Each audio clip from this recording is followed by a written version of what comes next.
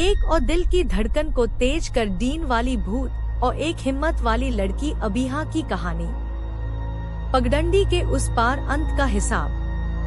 मध्य प्रदेश, बरगढ़ गांव। साल 1960। गांव के पीछे एक घना जंगल था जिसमें एक पुरानी पगडंडी जाती थी।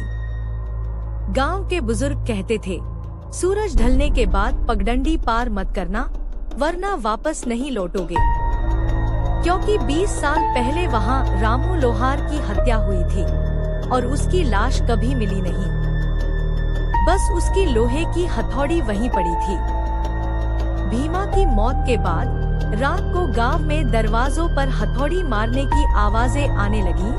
बकरियां और मवेशी अचानक मरे हुए मिलते और बच्चों का नाम लेकर कोई अंधेरे से पुकारता।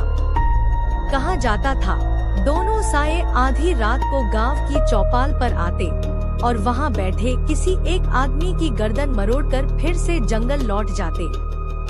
गांव में एक लड़की थी, अबीहा, जो अपने तेज दिमाग और हिम्मत के लिए मशहूर थी।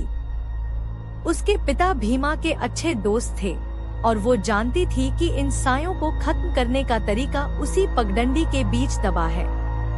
अबीहा ने बुजुर्गों से सुना था, अगर हथौड़ी को उस पीपल के पेड़ के नीचे जहां पहली हत्या हुई थी जलाया जाए तो साया हमेशा के लिए बंध जाएगा।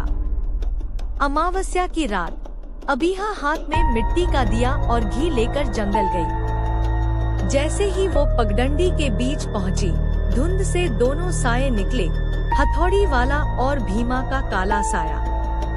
हथौड़ी उसके पैरों के पास गिरते ही अबीहा ने उसे तेल डाला और आग लगा दी।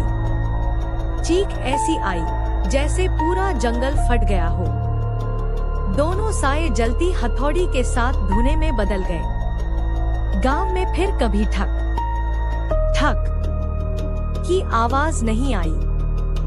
लेकिन कहते हैं, अमावस्या की रात पगडंडी पर चलते हुए अगर कोई लड़की का नाम ले तो धुंध में किसी के कदमों की आहट सुनाई देती है। शायद अबीहा अब उस पगडंडी